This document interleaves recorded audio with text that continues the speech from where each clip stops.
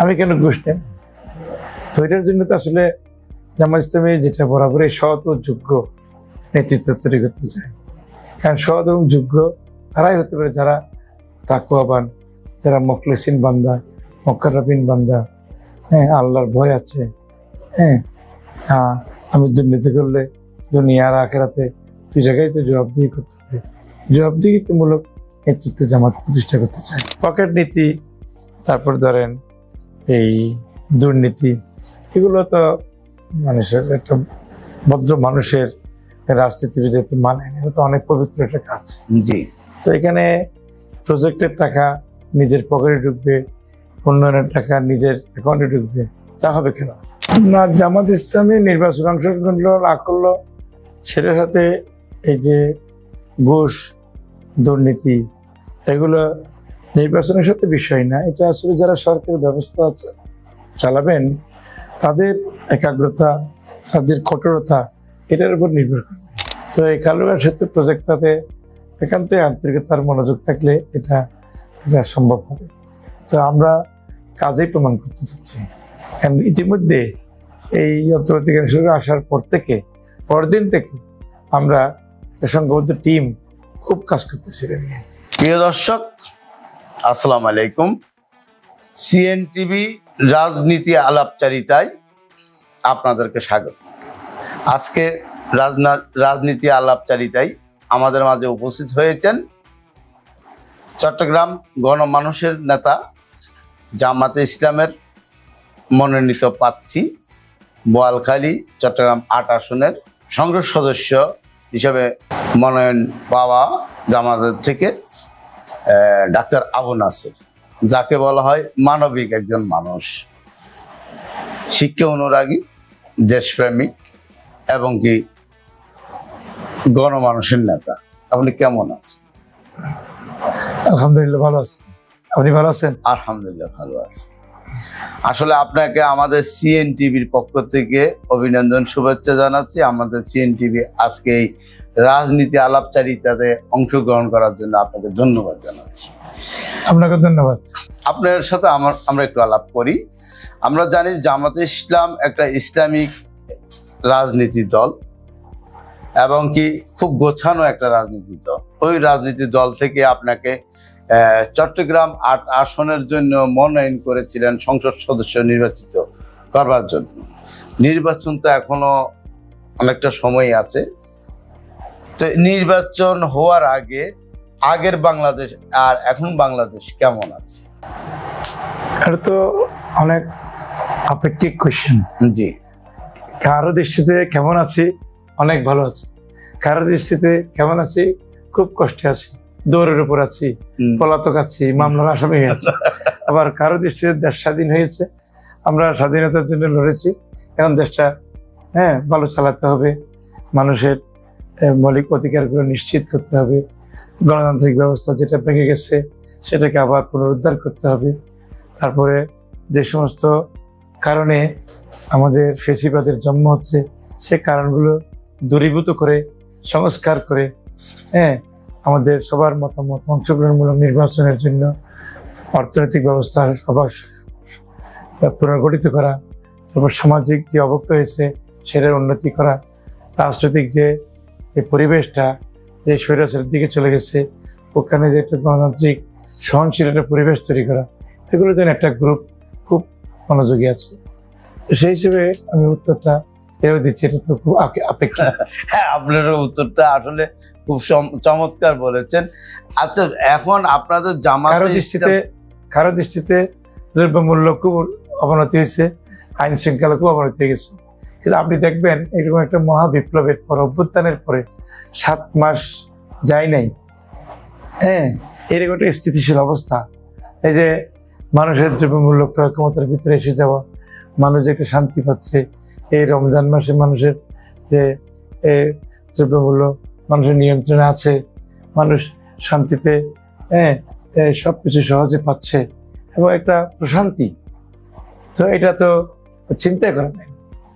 তো আল্লাহর কাছে আমরা দোয়া করি এটা যেন আরো দিন দিন উন্নতি হয় এবং এটা যেন ধারাবাহিকতা রক্ষা হয়। এক্ষেত্রে আমরা যেন সবাই স্যার আরেকটা জিনিস আমার জানার ইচ্ছা আছে যে জামাতে ইসলাম রাজনীতি একদম মোটামুটি বাংলাদেশে ভালো একটা অবস্থানে একটা রাজনীতির দল।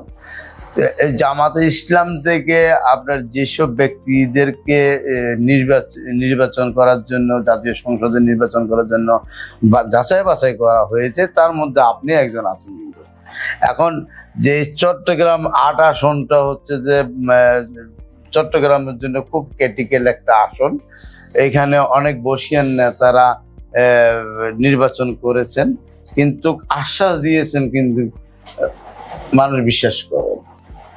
এখন এই শব্দটা আশ্বাস আর বিশ্বাস, এই দুইটা শব্দের ভিতরে জানতে চাই যে বোয়ালখালী এবং কি ৮ আসনের যে জনগণের যে অসুবিধা, বিশেষ করে আপনার কালুঘাট ব্রিজ ১ নম্বরে একটা দাবি ছিল, কালুঘাট ব্রিজ। বাদল সাহেব উনি মারা গেছেন, উনিও বলছেন যে কালুঘাট ব্রিজের জন্য উনি লড়াই করছেন, বলছেন সংসদে, কিন্তু কাজ হয়নি। যতজনই আসছে সবাই আশ্বাস দেয়, কিন্তু কোনো কাজ হয় না, মানুষ এখন বিশ্বাস করে না। তা এখন জামাত ইসলামের পক্ষ থেকে যখন আপনাকে নমিশনটা কনফার্ম করছে, তখনই মানুষের মনের ভিতরে একটা বিশ্বাস, আস্থার জায়গা সৃষ্টি হচ্ছে। সেই হিসাবে আপনার মানুষের আস্থার জায়গাটা কতটুকু ধরে রাখতে পারবেন? আপনাকে অনেক ধন্যবাদ। আসলে এটা একটা দীর্ঘস্থায়ী এবং দীর্ঘমেয়াদী সমস্যা, এবং কালুঘাট সেতু নিয়ে যেহেতু এটাকেই আপনি কেন্দ্রীভূত করতে চাচ্ছেন, তো এটা নিয়ে যে সবার ভিতরে একটা হতাশা তো বরাবরই আছে। এই হতাশা থেকে বের করে আনতে হলে আপনাকে অবশ্যই এই কাজ শুরু করে দিতে হবে। কাজ শুরু করতে এবং দ্রুত সময় কাজ শেষও করতে হবে। তো এই কাজটা তো অনেক কিছুর সাথে জড়িত। এটা প্রজেক্টটা পাস হওয়া, বাজেট অনুমোদন হওয়া, ইকোনমিক্যাল কোড করা, প্রজেক্ট ডাইরেক্টর নিয়োগ হওয়া, তারপর দ্রুত সময়ে ভূমি অধিগ্রহণ করা, তারপরে আরও অন্যান্য টেকনিক্যাল ফাইলিংয়ের জন্য কাজ শুরু করা, সমস্ত জিনিসগুলো শুরু হলে তখনই বোঝা যাবে যেটা। এই জন্য আসলে বারবার মানুষ ওয়াদার কাছে প্রতারিত হচ্ছে। ওয়াদা দিয়েছে অনেকেই, কিন্তু গোড়াতে পৌঁছতে পারে না। আবার গোড়াতে পৌঁছতে পারে নাই, সেটা তার নিজের কারণে হতে পারে, বা সার্বিকভাবে রাষ্ট্রীয় তত্ত্বাবধানের কারণে হতে পারে। তো সব মিলিয়ে আসলে হতাশা এটা মানুষের মাঝে থাকাটাই স্বাভাবিক। কিন্তু এখন হতাশার হওয়া লাগবে না ইনশাল্লাহ। আমরা যারা এবার এইসব কাজে মনোযোগ দিয়েছি, আমরা তো নিজেরা বেসরকারি উদ্যোগে অনেক প্রতিষ্ঠান করেছি, অনেক প্রজেক্ট করেছি। তো এই কালুঘাট সেতু প্রজেক্টটাতে একান্তই আন্তরিকতার মনোযোগ থাকলে এটা সম্ভব হবে। তো আমরা কাজেই প্রমাণ করতে চাচ্ছি, কারণ ইতিমধ্যে এই যন্ত্রপাতি শুরু আসার পরদিন থেকে আমরা সংঘবদ্ধ টিম খুব কাজ করতেছি, খুব কাজ করতেছি। আপনারা অচিরেই দেখবেন ইনশাল্লাহ। না, আমরা এই কিছুদিন আগে আমরা একটা নিউজ করেছিলাম, আমরা আমাদের ওই চ্যানেলে বক্তব্য দিয়েছেন, ভাঙর রোধের জন্য যে সরকার বাজেট করেছে ১৩৩ কোটি টাকা। হ্যাঁ, এটা ঈদের পরে কাজটা বাস্তবায়ন হচ্ছে। ওইটাও কিন্তু একটা আপনাদের অংশ হিসাবে, সুবলতার সফল একটা অংশ হিসাবে মনে হয় জনগণ এই সেবাটা পাচ্ছে, পাবে। তা আরেকটা জিনিস, আমরা যেটুকু দেখেছি আপনি ন্যাশনাল হসপিটালের ডাইরেক্টর হিসাবে দায়িত্বে আছেন, কিন্তু মানুষ যখন একটা নিম্ন শ্রেণী বা অসহায় একটা মানুষ যখন সেবা নেওয়ার জন্য বা চিকিৎসার জন্য যাচ্ছে, অর্থনীতি তার থাকতেছে না, একটা ভরসার জায়গা সেটা হচ্ছে যে ডাক্তার আবু নাসের। হ্যাঁ, এই যে মানুষ ছুটে চলে যাচ্ছে, ডাক্তার আমাদের টাকা না থাকুক, আমাদের রুগীটা বাঁচাতে পারবো, আমাদের পাশে একজন ব্যক্তি থাকবে, ডাক্তার আবু নাসের। এই যে ভালোবাসাটা, এটা কিভাবে আপনি এত সহজে অর্জন করছেন, এই বিষয়টা একটু বলুন। না, বিষয়টা আসলে সহজ না, দীর্ঘমেয়াদী বিষয়। তাও আমাদের প্রতিষ্ঠানটা চালু হয়েছে 1999 সাল থেকে। জি, আজকে হিসাব করলে কত বছর? 26 বছর। তো এর আগে আমি ইন্টার্নি থাকা অবস্থায় 95 MBBS পাস করার পর থেকে মেডিকেল কলেজে, মেডিকেল হাসপাতালে, এই আমাদের বোয়ালখালী তো একান্ত শহর নিকটবর্তী উপজেলা, তারপরে এই এই আসনের সমস্ত লোকগুলো মহড়া, চান্দগাঁও, পাঁচলাই, পূর্ব ষোলশহর, পশ্চিম ষোলশহর এগুলোতে লোকজন যারাই দিত, আমি তাদের কাছে মোটামুটি একটা সেবা দেওয়ার চেষ্টা করতাম। তো আস্তে আস্তে এটা আস্তে আসছে, যেখানে গেলে বিলের জন্য আটকে থাকতে হবে না, আবার পয়সা না নিতে পারলে চিকিৎসা করতে পারবো না, এরকম একটা অভয় মানুষের মধ্যে আছে। আর মানুষ তো মানুষের জন্যই। তো আমাকে তো শুধু ডাক্তারি করলাম, পয়সা কামাইলাম, কিন্তু মানুষকে তো কিছু দিতে হবে। তো সেই হিসেবে আমরা মূলত আমি এই ব্যাপারটা খুব প্রাধান্য দিতাম। আমাদের ন্যাশনাল হসপিটালের অন্য পরিচালকরা, ইনভেস্টররা আছেন, তারাও এটাকে এত মানে কঠিন করে দেখতো না, যে ডাক্তার সাহেব করতেছেন, এটা আমাদের এই কাজ তো। তো সেই যে বোয়ালখালীর মানুষরা, এই অঞ্চলের মানুষগুলো গেলে পয়সার জন্য, আর বিশেষ করে একটা আমরা কমিশন নিই না, ডাক্তাররা যে কমিশন নেয়, হসপিটাল কমিশন ব্যবসা, ল্যাবে কমিশন ব্যবসা, ওটা আমরা জন্ম থেকেই এটা আমার কাছে একটা প্রতারণা মনে হইতো, কমিশন নেয় না। আমরা জনগণকে কমিশন ডিসকাউন্ট দিই। তারপরে আমি একটা রোগী থেকে ফিস নিলাম 10 টাকা, থেকে আমি 2 টাকা নিলাম, 5,000 টাকা থেকে আমি 1,000 টাকা নিলাম বা না নিলাম, এটা আমার উপর। আমাদের এই মানসিকতার পুরো টিমও আছে বলে আমরা চেষ্টা করি। যার কারণে আজকে আপনার কারণে চট্টগ্রামের ভিতরে ন্যাশনাল হসপিটালটা একটা নামকরা একটা হাসপাতালের রূপান্তরিত হয়েছে, এমনকি মানুষ ওইখানে ভালো একটা সেবা পাচ্ছে। আমরা সেটা আশা করি, কারণ আপনার মতো ব্যক্তিত্ব যেই প্রতিষ্ঠানে থাকুক, যেখানে থাকুক, মানুষ ওইখানে একটা আস্থার জায়গা তৈরি হবে। আর আরেকটা জিনিস হচ্ছে যে আমরা রাজনীতি করি, কিন্তু পকেট নীতিটা যখন উঠিয়ে আসে, এটা আপনি কেমন ভাবে দেখবেন? কারণ আপনি যখন একজন, আমি আসলে এই জাতীয় মানে অসুন্দর কথাগুলো তো অভ্যস্ত না। জি, পকেট নীতি, তারপর ধরেন এই দুর্নীতি, এগুলো তো মানুষের একটা ভদ্র মানুষের রাজনীতিবিদের তো মানে, এটা তো অনেক পবিত্র একটা কাজ। জি। তো এখানে প্রজেক্টের টাকা নিজের পকেটে ঢুকবে, উন্নয়নের টাকা নিজের অ্যাকাউন্টে ঢুকবে, তা হবে কেন? এটা তো চিন্তা করা উচিত না। তো আমাদের দেশে এটা হয়ে আসছে, মানুষের তো কর্মফল দিচ্ছে, আল্লাহও দেবে, মানুষও দিচ্ছে। যে বিগত আমলগুলোতে যারাই দুর্নীতি করছে তাদেরকে তো প্রত্যাখ্যান করছে, তাদেরকে তো দেশান্তরিত করছে। তো এই জন্য আমার কাছে মনে হয় এই খারাপ অভ্যাসগুলো মানুষ থেকে আস্তে আস্তে চলে যাবে, যদি আমরা ভালো মানুষরা এখানে প্রতিস্থাপিত হই। এটাই আসলে বড় প্রয়োজন হয়ে গেছে সমাজে। সমাজে তো মানুষ, ভালো মানুষ, নির্লোভ মানুষ দেখতে পাচ্ছে না, ওরা আগে আসতেছে না।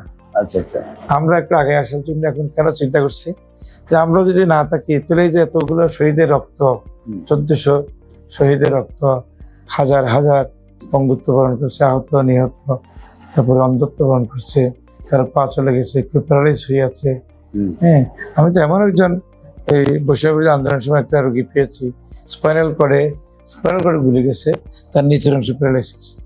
তখন তার ফ্যামিলিকে বোঝানো হলো যে এটা উন্নতি হবে না, কোনো মতো উন্নতি হবে না, না স্পাইনাল কর্ড ইনজুরি হলে কাট সেকশন হয়ে গেলে নিচের অংশ প্যারালাইজ হয়ে যায়। এরকম অনেক আমি রোগী পেয়েছি, এখন আছে অনেকে। তো এই তাদের রক্তের বিনিময়ে যে স্বাধীনতা, এখন আমরা লোভ করার কি দরকার?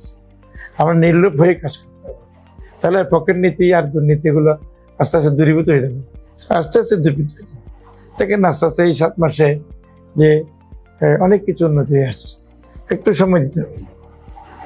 না, এটা তো অবশ্যই। নির্বাচনটা আপনারা কতদিনের ভিতরে চাচ্ছেন জামাতের পক্ষ থেকে? আমরা নির্বাচনের বিষয়ে তো জামাত ইসলামী একটা চমকপ্রদ সিদ্ধান্ত নিয়েছে, যে নির্বাচন নিয়ে জামাত ইসলামীর ব্যাপারে যে অনেকের ভিতরে একটা ধোঁয়াশা আছে যে জামাত ইসলাম আসলে কি নির্বাচন চায় কিনা।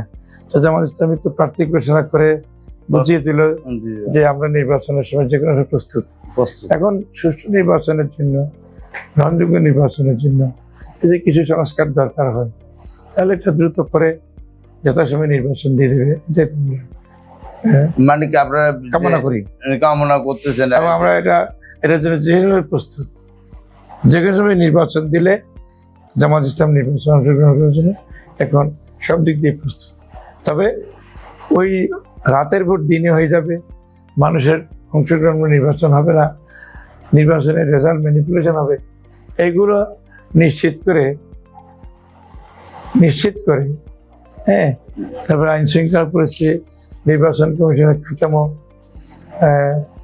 সবকিছু মিলে যে পরিবেশটা যদি হয়, তাহলে এই একটা সিস্টেম যদি চালু হয়ে যায়, তখন দেখবেন যে আর নির্বাচন নিয়ে বারবার আর কথা উঠবে না। তো সেটাও দ্রুত শেষ করতে পারলে ভালো হবে। এখন আপনারা কি আগে কি স্থানীয় সরকার নির্বাচন চাচ্ছেন না সংসদ নির্বাচন চাচ্ছেন? এটা আসলে আমার একটা বক্তব্য দেওয়া কোনো কঠিন বিষয়, কিন্তু নির্বাচন যেটাই হোক আমরা তো এটা মেনে নেব। তবে সবাই মনে করতেছেন যে স্থানীয় নির্বাচনটা হলে দীর্ঘদিন ধরে নির্বাচন ব্যবস্থার যে একটা হতাশামূলক চিত্র ডেভেলপ করছে, কমিশনের লোকেরাও এখনো তাদের ওই মনোনয়ন থেকে সরে আসতে পারে না, যেটা সুষ্ঠু নির্বাচন যে কোনো নির্বাচনই হোক, স্থানীয় নির্বাচন হোক আর জাতীয় নির্বাচন হোক।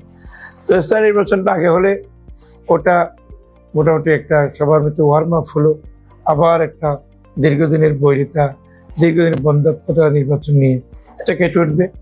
তারপর এই সংস্কারের মাঝে যদি এটাও আসে যে প্রতিনিধিত্বশীল প্রতিনিধির আছে, স্থানীয় প্রতিনিধিরাও যদি জাতীয় নির্বাচনের ক্ষেত্রে যদি কোনো রকমের মানে একটা ইনভলভমেন্ট আসে বা তাদেরও ভোটাধিকারের বিষয় আছে স্থানীয় প্রতিনিধিদের, তাহলে সেটা তো সেই একটা আমরা আগায় গেলাম যদি স্থানীয় নির্বাচনটা আগে হয়।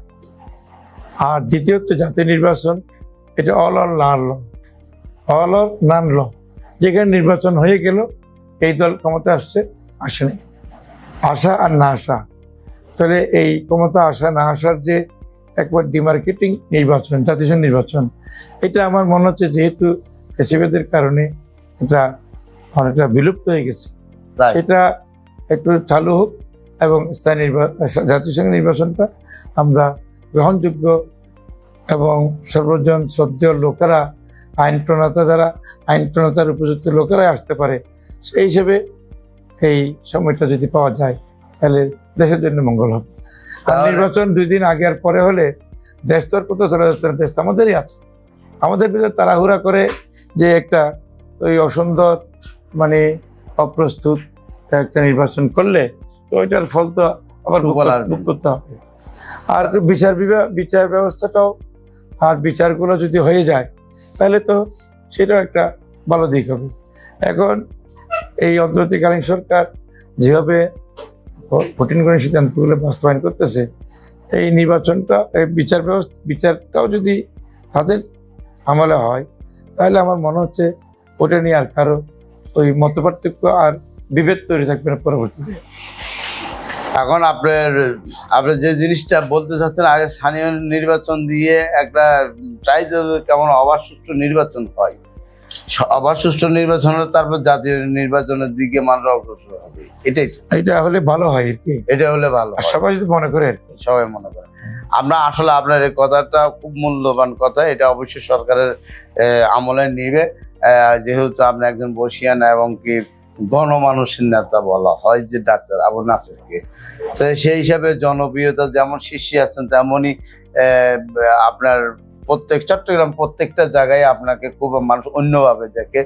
আমি আরেকটা জিনিস আপনার কাছে জানতে চাই, চট্টগ্রামের মানুষের বিশেষ করে আপনার আসনের মানুষের অনেকগুলো সমস্যা, যে সমস্যাগুলো বিগত দিনে সমাধান করে নাই, যেমন জন্ম নিবন্ধন এর কাছে একটা জটিলতা সৃষ্টি হচ্ছে, যেমন ভোটার আইডি কার্ড নিয়ে একটা জটিলতা সৃষ্টি হচ্ছে, পাসপোর্ট করতে গেলে একটা জটিলতা সৃষ্টি হচ্ছে, পাশাপাশি প্রত্যেকটা একটা ইউনিয়ন পরিষদের চেয়ারম্যানের সার্টিফিকেট নিবে ওইখানেও ঘুষ দিতে হচ্ছে, জটিলতা সৃষ্টি হচ্ছে।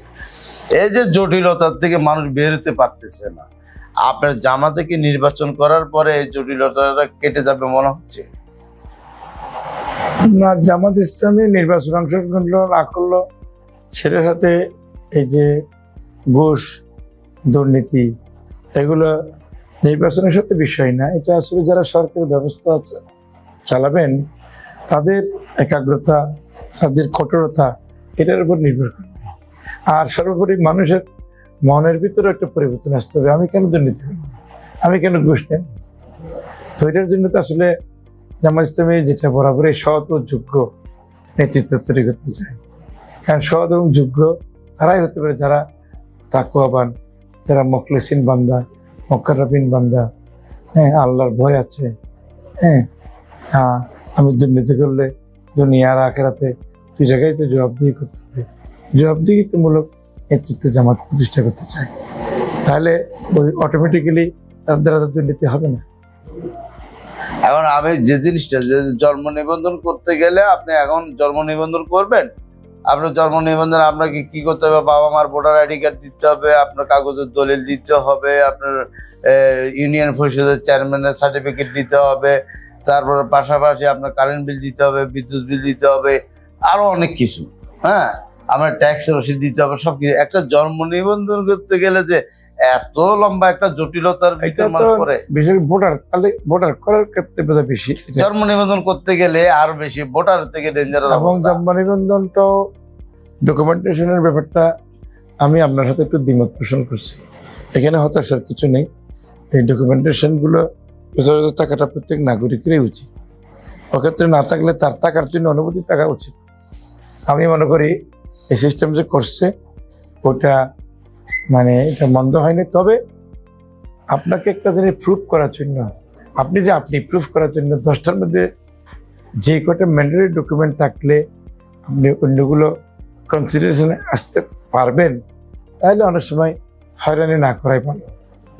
এই যে আপনার কথাটা যুক্তি আছে, কারণ এই জন্ম নিবন্ধনের কথা যখন আসলো, আমরা চাই জামাতে ইসলাম যখন নির্বাচনে যাবে বা তখনই অবশ্যই জন্ম নিবন্ধনের দিকে অবশ্যই নজর দিতে হবে। মানুষের যে একটা হয়রানির শিকার হচ্ছে, আমার ভোটার আইডি কার্ড আছে, আমার স্ত্রীর ভোটার আইডি কার্ড আছে, কিন্তু আমার সন্তানদের যখন জন্ম নিবন্ধন করতে যাব তখন ওই ভোটার আইডি কার্ড শো করার পরেও হবে না, কারণ আপনার জমিনের খতিয়ান দিতে হবে, আপনার ইলেকট্রিক বিল দিতে হবে, ইউনিয়ন পরিষদের চেয়ারম্যানের সার্টিফিকেট দিতে হবে।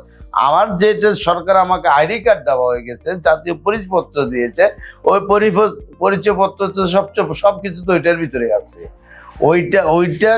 ওইটাকে আপনারা প্রায়োরিটি না দিয়ে আপনার ওগুলোর প্রায়োরিটি কেন দেওয়া হচ্ছে, এই বিষয়ে কি স্যার একটু জানতে পারি? এইটা কি, এই জটিলতা থেকে কি মানুষ মুক্তি পাবে কিনা? না, এটা আমার মনে হচ্ছে সময় ব্যবধানে এটাও একটু সহজীকরণ হয়ে যাবে। আর এখন তো বলতে গেলে সিটি কর্পোরেশন এর মেয়র উনি তো খণ্ডকালীন মেয়র, কিন্তু কমিশনাররা তো রেগুলার নাই। কমিশনার না থাকাতে সচিবরা আছে, সে তো দায়বদ্ধ না। জনপ্রতিনিধি থাকলে তো সে কিছু দায়বদ্ধ থাকতো। আচ্ছা আচ্ছা, তাহলে সে একটু আন্তরিক হইতেন, জি, দায়িত্বশীল হইতেন। আচ্ছা আচ্ছা, সেইখানে এই পরিস্থিতিতে এটাও তো একটা আমি মনে করি সমস্যা। তো যত দ্রুত এই নির্বাচিত মেয়র তারপর কমিশনার আসবে, তত বেশি এই বিষয়গুলো আস্তে আস্তে দূরীভূত হতে পারে বলে আমার মনে হচ্ছে। আচ্ছা, আরেকটা জিনিস, আমরা শেষের দিকে আসছি, আপনাকে অনেক সময় নষ্ট করছে মূল্যবান। যে বোয়ালখালীর বাসীর যে এখানে হিন্দু সমাজের মোটামুটি ভালো একটা অবস্থান আছে আপনার বোয়ালখালীতে, কিন্তু ওই যে এখন বর্তমানে যারা হিন্দু সমাজে বসবাস করেন তারা বলেন যে আমরা খুব শান্তি শৃঙ্খলা এবং শান্তি মতো আমরা বোয়ালখালীতে বসবাস করতেছি। আমাদের পাশে আমাদের গণমানুষের নেতা ডাক্তার আবু নাসের সাহেবের কাছে যখনই যাই উনি আমাদেরকে সার্বিকভাবে সহযোগিতা করে। এখন আপনি জামাতে ইসলাম থেকে নমিনেশন পাওয়ার আগ থেকেও মানে কি যে মানুষের কাছে এত কাছে পৌঁছে গেছেন, বোয়ালখালীর মানুষের কাছে, এখন আপনাকে যে বিএনপি বলেন, অন্য দল বলেন, যে কোনো দলের বলেন, প্রত্যেক দলের মানুষ আপনাকে অন্যভাবে দেখে। যে আমি দল না, দলের থেকে মানুষ বড়, কারণ যে মানুষ হিসেবে কেমন, সে দেশের জন্য কি কাজ করতে পারবে ওইটাই মানুষ এখন বিবেচনা করে। ওই হিসাবে আপনি যারা আপনার বোয়ালখালী মানুষের এই ভালোবাসা পেয়েছেন, বোয়ালখালীবাসীর উদ্দেশ্যে কিছু বলেন। ধন্যবাদ আপনাকে। আপনি আসলে টু দি পয়েন্টে একটা কোয়েশ্চেন করেছেন যে বোয়ালখালীর মানুষের ভালোবাসা পেয়েছে কিনা, এটা আসলে ভোটের রেজাল্টটাই বলবে।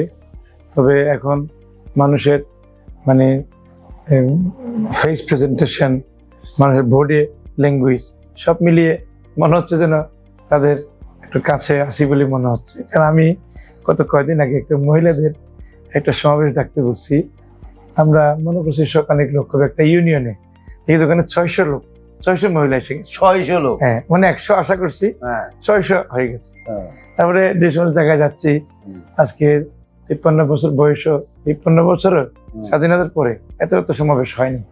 একটা ইফতার মাহফিল দিচ্ছি, সেখানে 500 আশা করছি, সেখানে 1200-1500 হয়ে যাচ্ছে। তারপরে ইফতার বিতরণ করছি, সেখানে 200 জনের জন্য টার্গেট করছি, 300 জন এসে যাচ্ছে। তো আমাদের থেকে ইফতার নেওয়ারই তো প্রয়োজন, অনেকে মনে করে নেই। তো এখন আমাদের লোকজনও দেখি যে আমরা এই ইলেকশনের নাম শুনছে, অনেকেই ডাক্তার নাসির ভাইয়ের সৌজন্যে কোনো কোনো জায়গায় নিজের উদ্যোগে কেউ 500, একজন তো 1200 লোক কালকে আমরা দেখছি আপনার সৌজন্যে দিয়েছিল। কিন্তু তো যাই হোক, ওটা বলতেছিলাম যে তো মানুষ তো ভালোবাসা চাই, অভাবে অভাবে আছে আমি এখন মনে করি না। এটা কার জিনিস নিচ্ছি ওইটাই একটা চিন্তা করে। একসময় তো টিসিবির মাল নিতে গেছে, আমার একটা ছোট্ট অভিজ্ঞতা বলি, যে আমি কিছু লোক মহিলা দাঁড়ায় রয়েছে, তোমরা কেন আসছো উপজেলাতে, তোমরা টিসিবির মাল আমরা সাহায্যের জন্য আসছিলাম, তো আমাদেরকে বলছে এটা তোমাদের জন্য না, এটা তোমাদের জন্য না। তাহলে আমার মনের মধ্যে এটা একটা দুঃখ লাগলো যে আমাদের ট্যাক্সের টাকায়, আমাদের জনগণের টাকায় এগুলো জনগণের জন্য আসছে, ওখানে আবার ভেদাভেদ কেন? তা আমার ওই দিন খুব কষ্ট লাগছে এটা। আমি তো এইসব ব্যাপারগুলোতে মজুদ দিই না। তো টিউনো সাহেবকে ওই দিন বলতেছিলাম বলগুলি যে আমরা এই ছোটোখাটো জিনিসগুলো নিয়ে আমরা কাছে আসতে চাই না। কোথায় কি বরাদ্দ দিলেন, কি দিলেন, এটা তো আপনাদের সিস্টেমের এই কাজ, যে নিয়ম অনুযায়ী সবাই পাবে, ওখানে ভেদাভেদ করা তো ঠিক না। আর ওখানে আমি দিতে গিয়ে কেড়ে নেওয়ার কি আছে? সরকারি জিনিসগুলো, বরাদ্দগুলো, যেমন এই যে হতদরিদ্রের জন্য ঈদ উপহার আসছে, তারপরে টিসিবির জন্য সবার কার্ড চাচ্ছে, তারপর আইডি কার্ড চাচ্ছে, সেগুলো একটু প্রপার লোকগুলো যাদের চাহিদা তাদের থেকে নেন। তো সেই হিসেবে আমরা এই যে ডিপ টিউবওয়েল আসছে, এই যে আরো অনেক বয়স্ক ভাতা, আমাদের কিছু কিছু লোকজন আমি দেখছি, আমরা মুখে বললে ওরা জনপ্রতিনিধিরা শুনতেছেন। তো সেই হিসেবে আমার কাছে কেন যেন মনে হয় চিকিৎসা সেবা বলেন, এমনি সামাজিক সেবা বলেন, মানুষের দুঃখের সুখে থাকা, হ্যাঁ, এগুলোর তৎপরতা তার একদিনে হয় নাই। যে এখন মনে হয় আরো চাহিদা দরকার, আরো কিছু করা দরকার, যেগুলো পরিপূর্ণ করার জন্য আমি মনে করি নির্বাচনে অংশগ্রহণ করে যদি নির্বাচিত হয়, একটা কর্পোরেট সিস্টেম করে দেব, যাতে করে প্রত্যেক মানুষ যেন সেবাগুলো, মৌলিক সেবাগুলো তাদের দোরগোড়ায় চলে যায়, তাদেরকে যেন চাইয়ে নিতে না হয়, তাদের কাছে আমরা পৌঁছে যাব।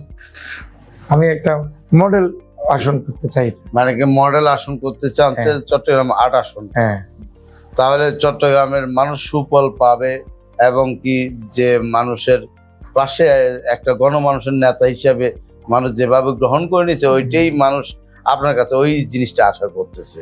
আশা করুক আর না করুক, আমার স্বপ্ন আছে, এটা আমি এটা বলতেছি, এবং মানুষ আশা করি আমাদেরকে এই সুযোগটা দিবে।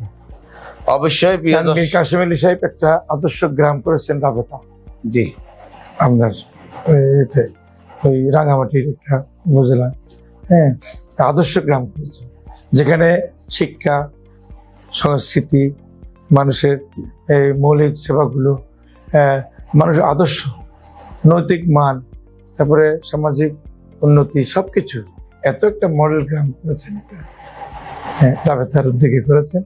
তো আমরা এই আসনটাতে মানুষ এই ব্যবসা বাণিজ্য, তারপরে মানুষের নৈতিক মান, শিক্ষা ব্যবস্থা, কারিগরি শিক্ষা, সবগুলো এমন একটা পর্যায়ে আমরা নিতে চাই, স্বপ্ন দেখছি, যে আশা করি ইনশাল্লাহ খুবই সহজ হবে যদি আল্লাহ পাক আমাদেরকে কবুল করে।